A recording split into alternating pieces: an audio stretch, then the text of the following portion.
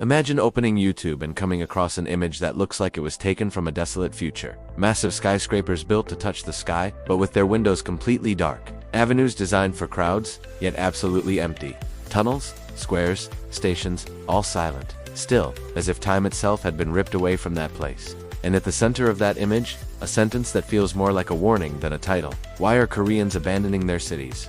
It's impossible not to click. It's impossible not to want to understand. Because something very strange is happening in one of the most modern, technological, and connected countries on the planet. And when something strange happens in a place like South Korea, the entire world pays attention. Over the next few minutes, you're going to dive into a story very few people truly understand. A story that seems distant, but is actually already affecting the entire world. A story where technology, society, economics, and human behavior collide so intensely that they triggered a silent, yet massive movement. The abandonment of cities. Yes, Korean cities, once overcrowded, illuminated, vibrant, are now facing a wave of depopulation that surprises even the most experienced specialists. But to understand how all this began, we need to take a few steps back.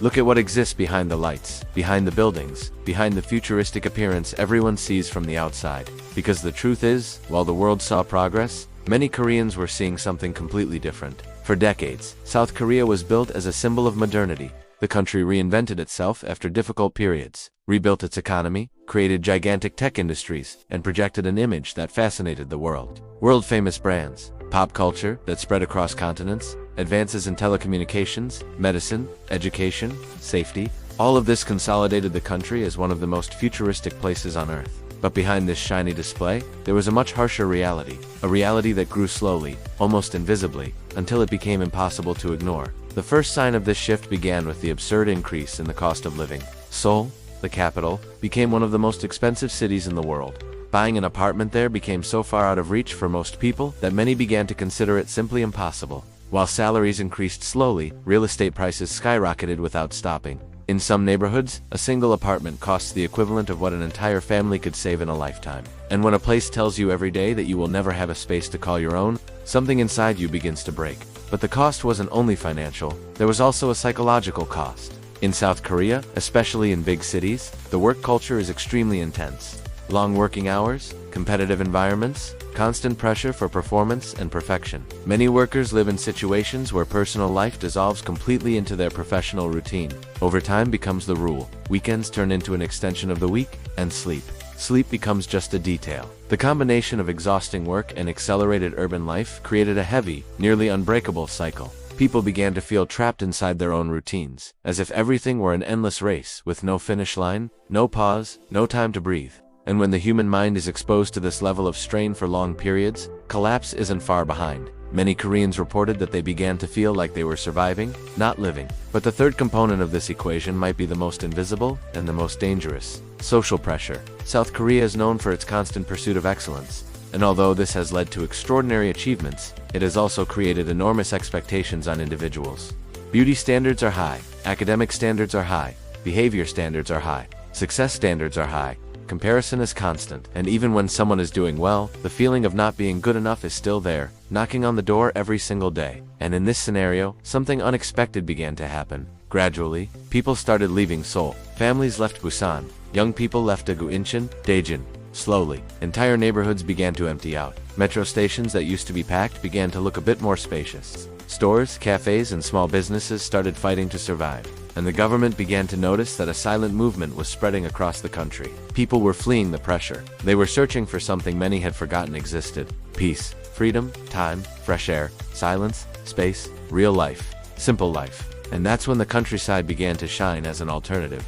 Small towns and rural villages started offering exactly what big cities no longer could: lower costs, bigger homes, contact with nature, less competition, more united communities, a more human lifestyle. New agricultural programs appeared, incentives for new residents, financial support for families choosing to live far from large urban centers. And when the gap between city life and countryside life became too big, moving away stopped being just an option. It became a necessity. But this is where the story gets even bigger. Because this is not just about tired people leaving big cities. It's about big cities being gradually emptied.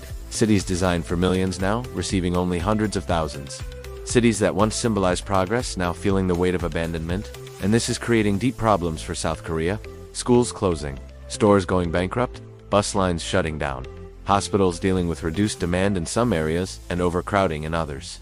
The economy of entire neighborhoods simply stopping. And when this happens to one or two cities, it's concerning. But when it happens to dozens of cities at the same time, it becomes a national crisis. The mass exit from urban areas has become so evident that the government is now creating programs to push people toward the countryside. Not because it's beautiful, but because it's necessary to keep the country functioning. In some regions, the government offers money, benefits, housing, tax incentives, and support for those willing to relocate.